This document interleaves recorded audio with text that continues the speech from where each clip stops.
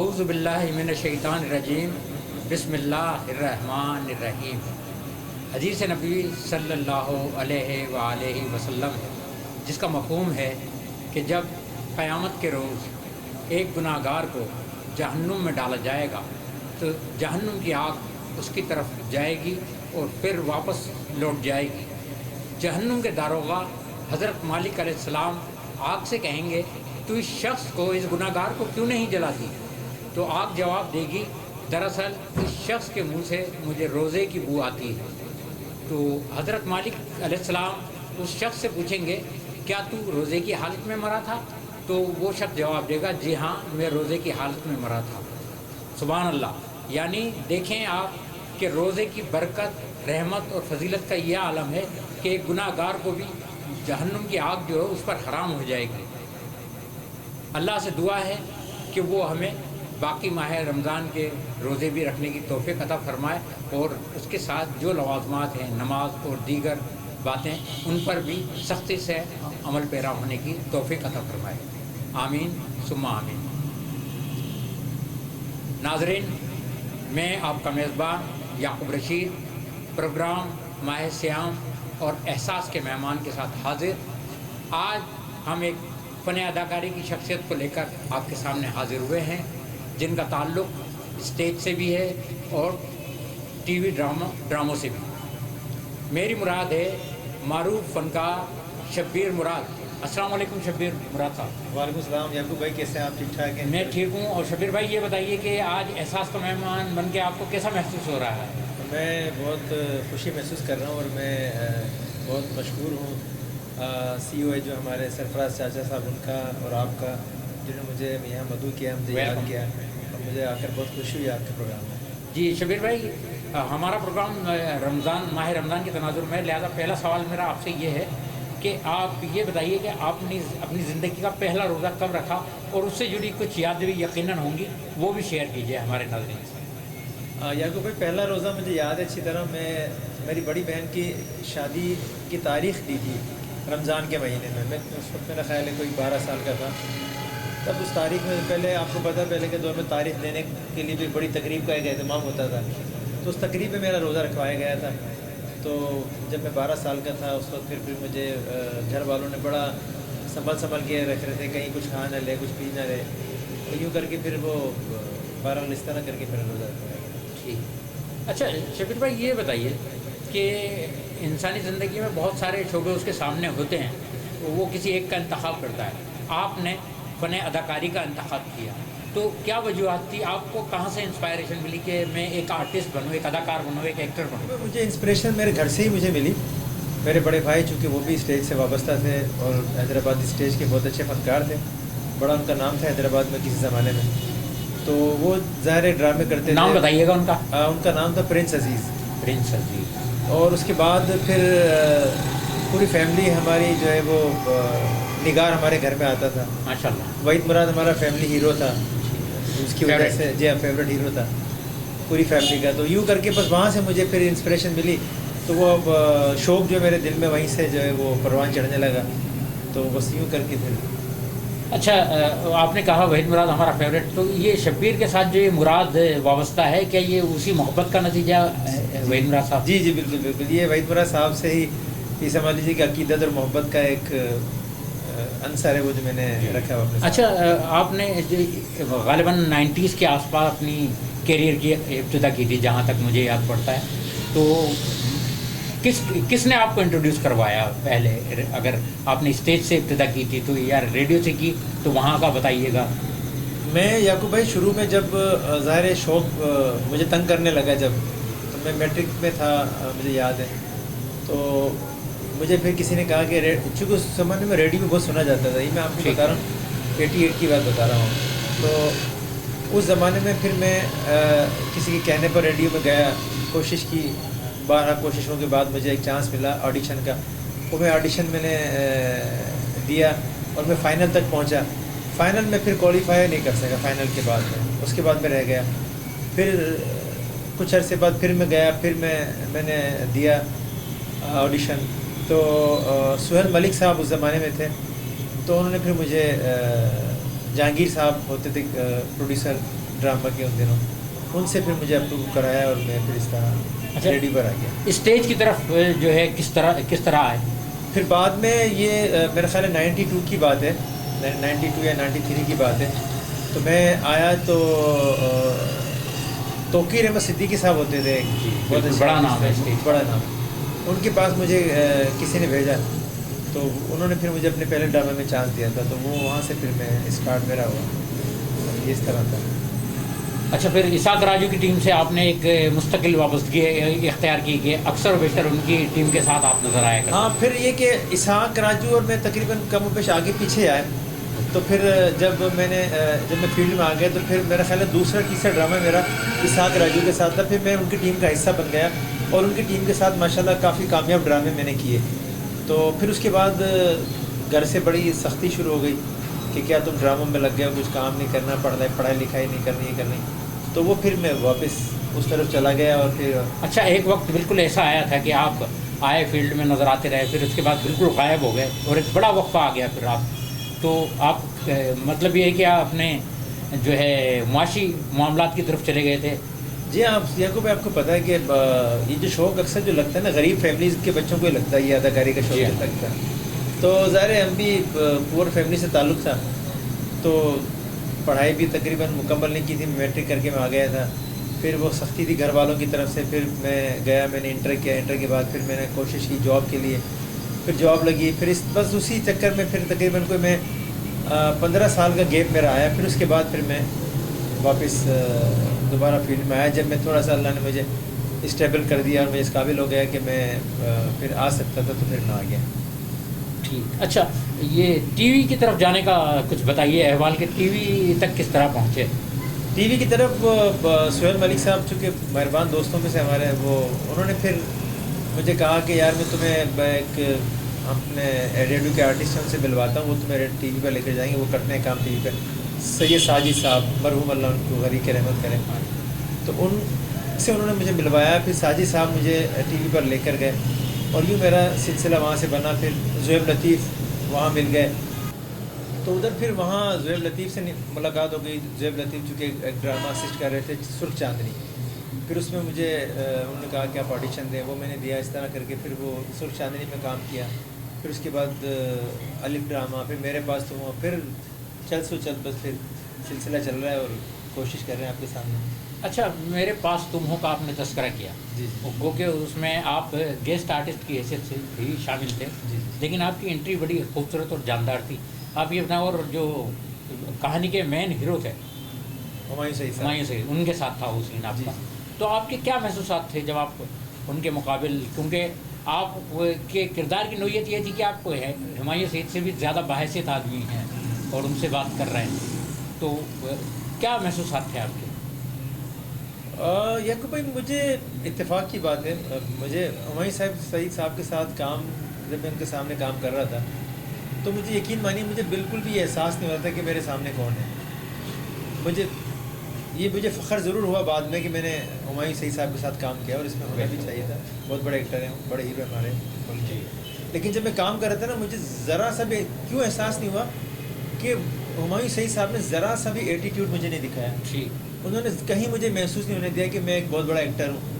वो मुझसे ऐसे बात कर रहे थे, मुझसे ऐसे बिहेव कर रहे थे जैसे शायद वो मेरे कुलीग हैं, मेरे साथ काम करने वाले। तो उनका रवैया ये इतना अच्छा था, तो मुझे ये एहसास ही नहीं हुआ कि मेरे सामने कौन है।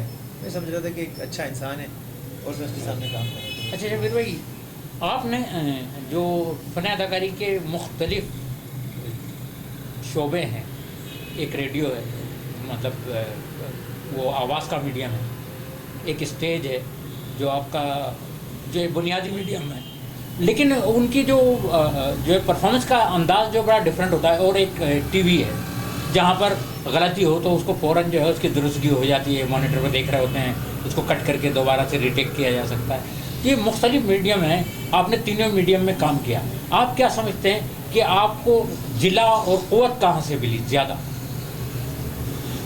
याकूब भाई, रेडियो जो है वो एक बहुत बड़ी दरसगाह है, जहाँ से एक आवाज़ का उतार चढ़ाव, डायलेक्ट डिलीवरी, ऊँच नीच सब वहाँ से सीखता है बंदा। मैंने बहुत सीखा वहाँ से, ठीक है ना।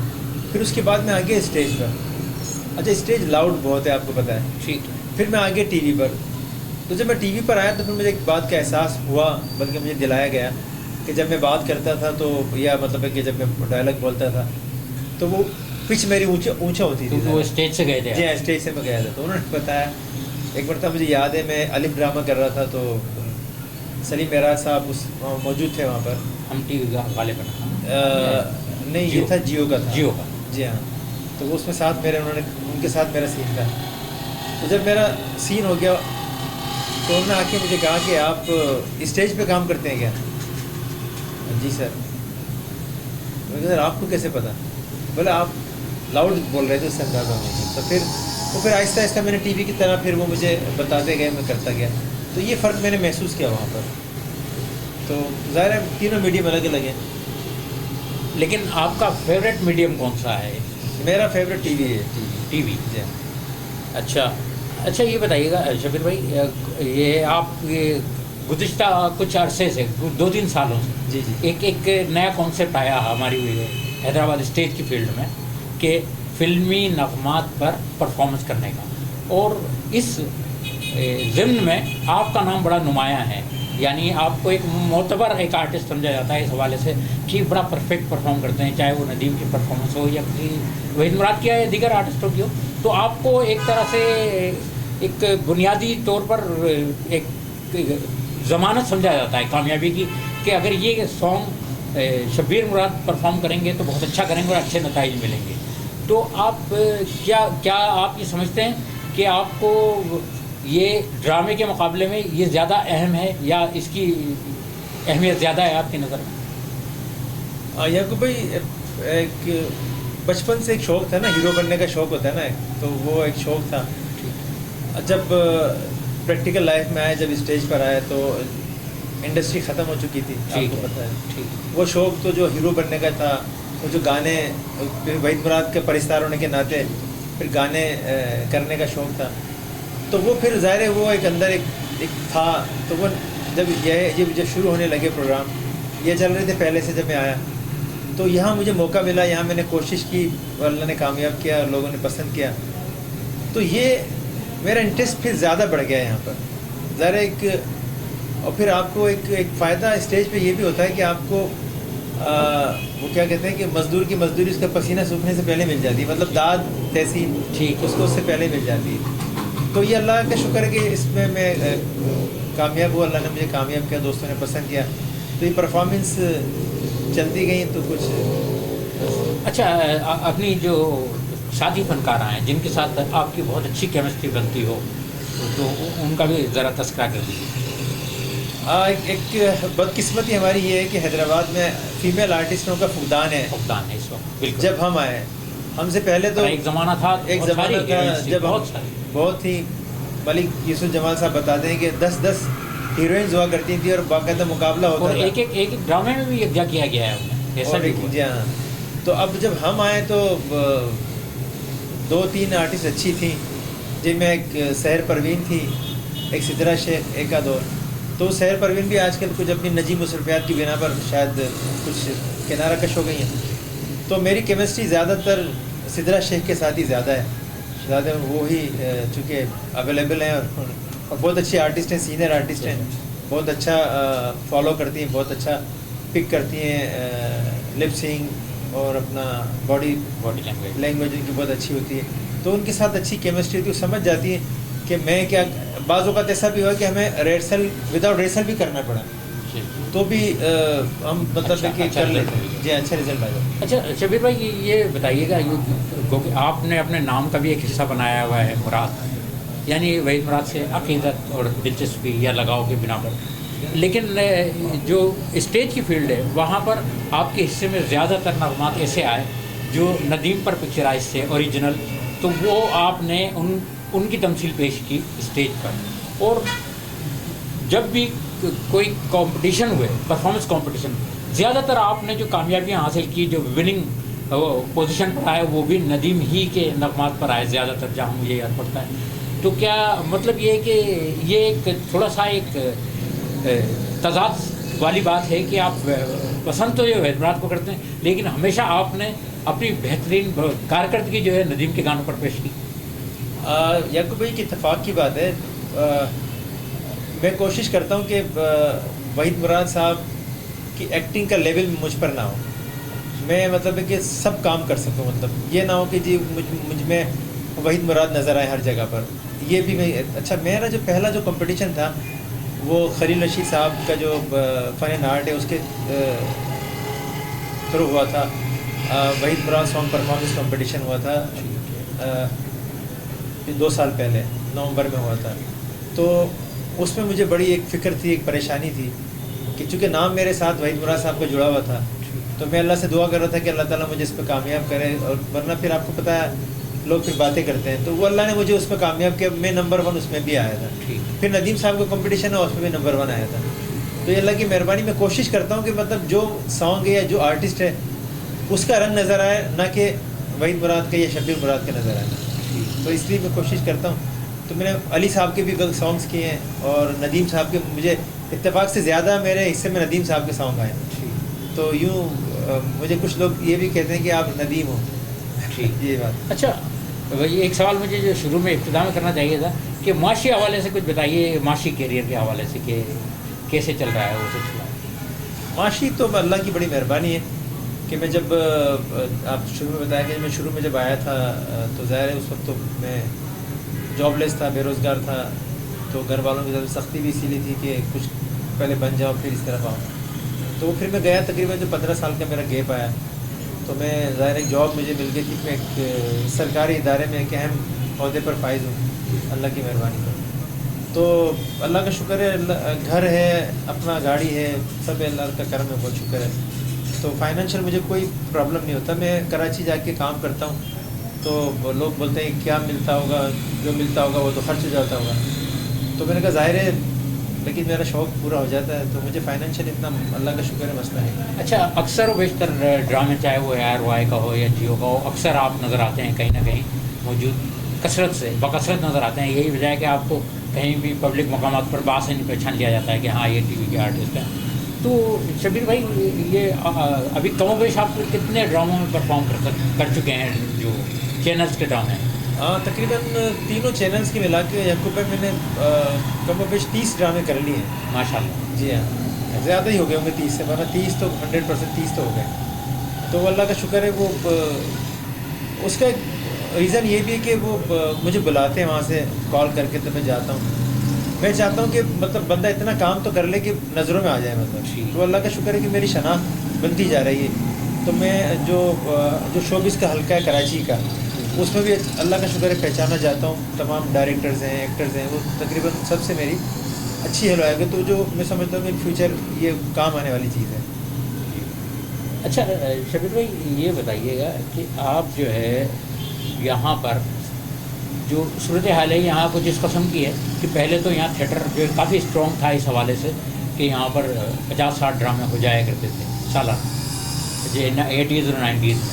लेकिन अब जो थिएटर जो है वहाँ यहाँ कमज़ोर पड़ गया है, मतलब वहाँ क्योंकि एक तो उसकी लागत में बहुत ज़्यादा गैर मामूली इजाफा हो गया है। तो अब होता क्या है कि ज़्यादातर प्रोग्राम प्रेस क्लब में किए जाते हैं, और प्रेस क्लब में किए जाने वाले प्रोग्रामों की नोयत वो थिएटर से हटकर होती है। वो होते हैं वैरायटी प्रोग्राम, उसमें गानों की परफॉर्मेंस होती है, सिंगर्स के गाने होते हैं। तो आपकी तवज्जो भी, मैं महसूस करता हूँ कि आपकी तवज्जो भी इस तरफ है, थिएटर की तरफ से आपकी तवज्जो कम हो गई है, जबकि थिएटर ही जो है हमारे शहर की एक असल पहचान है। तो इस सिलसिले में आप क्या कहेंगे? आप ऐसा दानिस्ता कर रहे हैं या ये कि कोई और वजूहत है कि आप थिएटर को टाइम नहीं दे रहे? याकूब भाई आपने सही फरमाया कि जिस ज़माने में मैं आया था शोबिज़ में स्टेज पर आया था, तो उस वक्त तो मैं समझता हूँ कि एक वक्त में 4-4, 6-6 ड्रामों की रिहर्सल्स हुआ करती थी। इस तरह तवातुर से ड्रामे होते थे और पब्लिक भी देखने आती थी। अच्छा वो ज़माना जो मैं समझता हूँ वो सस्ता ज़माना था। प्रोड्यूसर हजरात आते थे, पैसा लगाते थे, कुछ विंडोज़ हो जाती थी और हो जाता था ख़र्चा पूरा।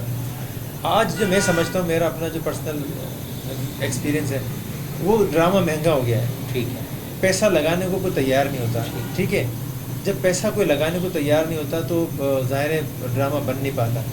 इसी जब ड्रामा बन नहीं पाता तो अपना पब्लिक भी ज़ाहिर फिर टूट गई।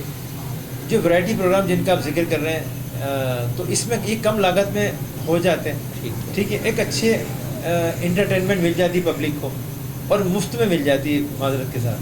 پبلک کو بھی پیسے نہیں خرچ کرنے پڑتے, اور جو پیسے خرچ ہوتے ہیں وہ اتنے زیادہ نہیں ہوتے کہ شاید کوئی مطلب ہے کہ اس پہ خرچہ نہ کر سکے, وہ کر لیتے ہیں, افورڈیبل ہوتے ہیں. تو وہ وہاں رجحان وہاں چلا گیا, کچھ شوبز شخصیات کا بھی, اور پبلک بھی وہاں چلی گئی.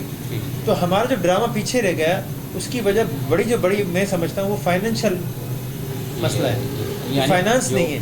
چونکہ جب رائٹر کو بھی پیسے نہیں ملتے, دوسرا پھر دور اتنا فاسٹ ہو گیا یعقوب بھائی کہ اب ہم اس زمانے میں تو 10 15 دن ریہرسل دے دیا کرتے تھے, ٹھیک ہے, پیسے بھی نہیں ملتے تھے, کوئی بات نہیں تھی. اب آج ہر آرٹسٹ کو آپ 10 دن کے لیے انگیج نہیں کر سکتے. ظاہر اس کو آپ نے کنوینس بھی دینا ہوتا ہے, یا کم از کم اس کو تھوڑا انٹرٹین بھی کرنا ہوتا ہے. تو یہ اتنے پیسے مطلب ہے کہ اگر ہوتا بھی تو بہت محدود ہوتا ہے. فیمیل کی جو مطلب پیمنٹ بھی پوری نہیں ہو پاتی.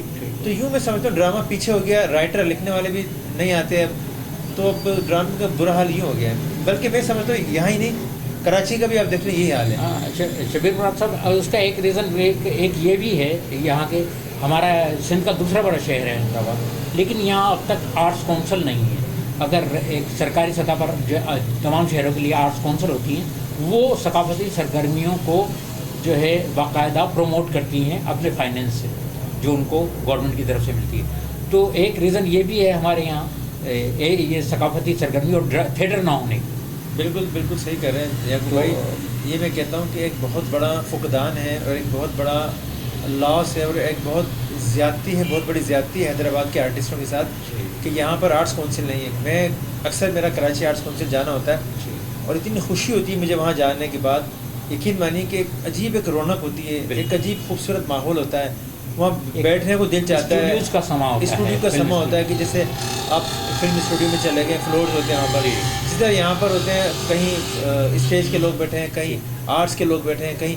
تو مطلب ایک اچھا خوبصورت ماحول ہوتا ہے. یہ اس کی بہت زیادہ کمی ہے حیدرآباد میں. میں سمجھتا ہوں کہ ہونا چاہیے. اس میں کچھ ہمارا بھی قصور ہے, اور سرکاری سرپرستی نہیں ہے.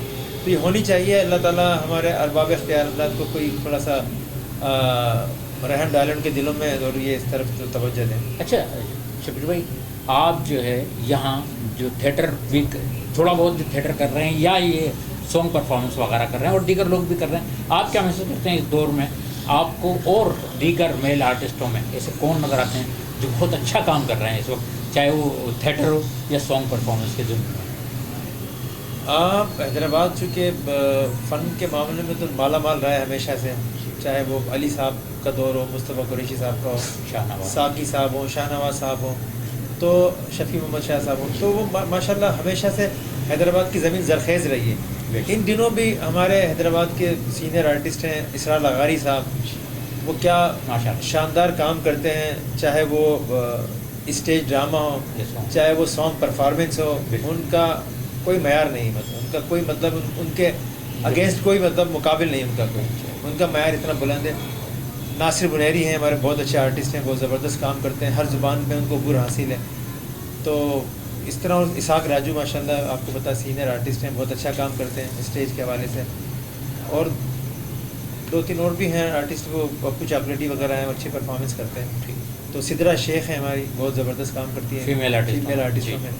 وہ کیا سانگ پرفارمنس ہو, کیا ڈرامہ ہو, تو ماشاءاللہ اچھا شبیر بھائی ایک بات بتائیے, آپ عمومی طور پر تو سوبر اور سنجیدہ کرداروں میں نظر آتے رہے ہیں, ٹی وی کے حوالے سے میں بات کر رہا ہوں, لیکن ابھی ایک ڈرامے میں دیکھا کہ آپ کو ایک لائٹ کامیڈی رول میں نظر آ رہے ہیں, آپ ایک چاند تارا میں. تو مطلب آپ کو کوئی کسی قسم کی ڈیفیکلٹی تو پیش نہیں آ رہی ہے اس کو کرتے ہوئے, کیونکہ آپ ہمیشہ سنجیدہ رول کرتے آئے ہیں, اور اب ایک دم سے ایک لائٹ کامیڈی رول آپ کے حصے میں آ گیا؟ نہیں یعقوب بھائی, ایک آرٹسٹ ہوتا ہے نا, اس کے اندر بہت ساری چیزیں ہوتی ہیں, وہ کرنا چاہتا ہے بہت ساری چیزیں. اور میں اسٹیج پہ کامیڈی کر چکا ہوں, اسحاق راجو کے کافی ڈراموں میں میں نے کامیڈی پلیز کیے ہیں, تو وہاں سے ظاہر ہے مجھے تھا ایک وہ, تو اس لیے مجھے اتنا پرابلم ہوا نہیں. تو ہلکی پھلکی لائٹ کامیڈی ڈرامہ ہی, مطلب اچھا ڈرامہ ہے اور بڑا پسند کیا جا رہا ہے اس وقت. ہم ٹی وی سے لوگ دیکھ رہے ہیں, اور رمضان سیریل ہے, تو اللہ کا شکر ہے کہ وہ ہو گیا تھا, صحیح ہو گیا تھا. اچھا ٹی وی کے ضمن میں بتائیں آپ کے فیوریٹ آرٹسٹ کون ہیں؟ ٹی وی پہ ماشاءاللہ سینئر آرٹسٹوں میں تو فردوس جمال مجھے پسند تھے کسی زمانے میں. آج کل بھی بہت اچھا کام ہو رہا ہے. یاسر نواز بہت اچھا کام کر رہے ہیں. ہمایوں سعید ہیں, بلال عباس ہیں, تو کافی اچھا کام کر رہے ہیں. اور بھی لوگ ہیں اب اچھا کام کر رہے ہیں.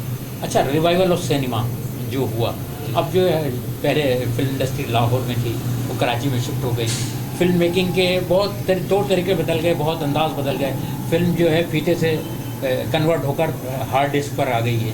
اب جو ہے بہت کچھ ٹیکنیکلی جو ہے فلم کافی ساؤنڈ ہو گئی ہے ہماری. تو آپ کیا محسوس کرتے ہیں کہ مطلب یہ جو تبدیلی آئی ہے یہ ایک مثبت تبدیلی ہے؟ کیسی تبدیلی ہے آپ کی نظر میں, اور کیسی فلم بن رہی ہے ہمارے یہاں اس وقت جو بن رہی ہے آپ کے نقطۂ نظر سے؟ سر, ایک انڈسٹری کو زوال پذیر ہوئے میں سمجھتا ہوں کم و بیش کوئی 20 سال سے زیادہ کا عرصہ ہو گیا. تو فلم بین جو ہے وہ تقریباً دور ہو گیا تھا ہمارے سینماؤں سے. لیکن ایک فلم ابھی آئی مولا جٹ, تو اس نے ایک بڑا ایک امید کی کرن اس میں نظر آئی. اس نے نہ صرف یہ کہ ایک نیا ٹرینڈ دیا, پبلک کو بھی لے کر آئے سینما تک, پبلک بھی گئی سینما تک, اور 300 کروڑ سے اوپر 300 کروڑ کا بزنس ہے بے شک کیا. تو اور ابھی حال ہی میں جو میں سمجھتا ہوں کہ جو عید آنے والی ہے اس پر بڑی اچھی فلمیں آ رہی ہیں. 6 متوقع میں ندیم چیمہ صاحب کی دوڑ فلم ہے, اس سے بہت توقعات ہیں.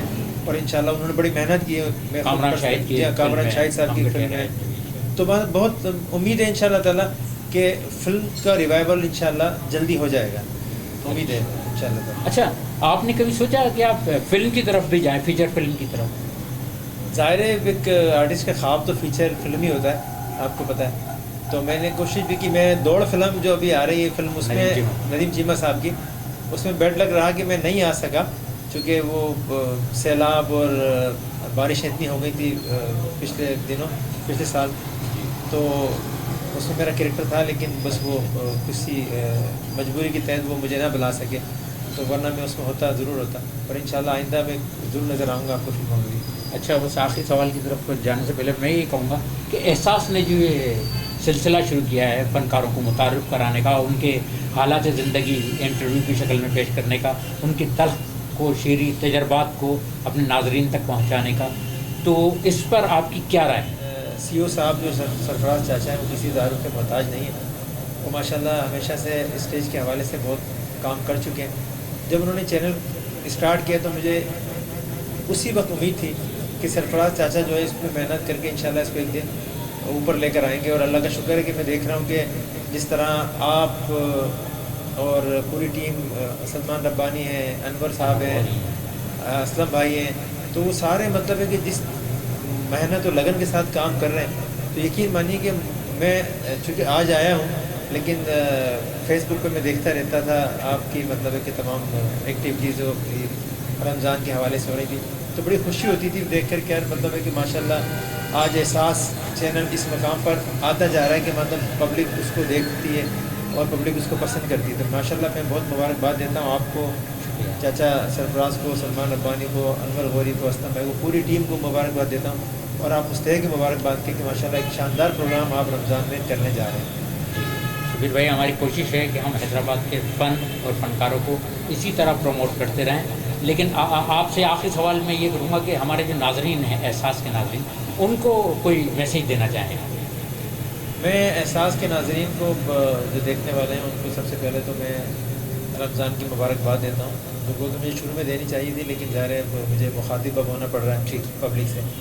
تو میں یہ کہوں گا کہ آپ لوگ پیشنٹ رکھیں. میں نے دیکھا ہے کہ صبر جو ہے نا, برداشت ہمارے معاشرے سے ختم ہوتی جا رہی ہے, خصوصاً نوجوان جو ذرا سی بات پر ہائپر ہو جاتے ہیں اور اپنے سینئرز کے سامنے بھی کھڑے ہو جاتے ہیں لڑنے کے لیے. تو میں ان سے ریکویسٹ کروں گا کہ پلیز اپنے برداشت کو قائم رکھیں. دیکھیں, برداشت کریں گے تو انشاءاللہ تعالیٰ ہر فیلڈ میں ہر جگہ کامیاب رہیں گے. تو برداشت کا دامن ہاتھ سے نہیں جانا چاہیے. برداشت کا دامن ہاتھ سے نہیں جانا چاہیے, یہ پیغام ہے ہمارے خوبصورت فنکار شبیر مراد صاحب کا ہمارے ناظرین کے نام. ناظرین, آج ہماری ملاقات شبیر مراد صاحب سے ہوئی. آپ نے دیکھا انہوں نے اپنی زندگی کے تجربات بھی بیان کیے, اپنے حالات زندگی پر بھی بات کی, اور اپنا نقطۂ نظر بھی آپ تک پہنچایا.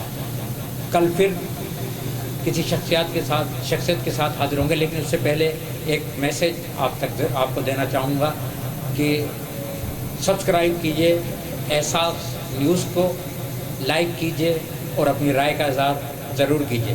اجازت دیجیے یعقوب رشید کو، خدا حافظ۔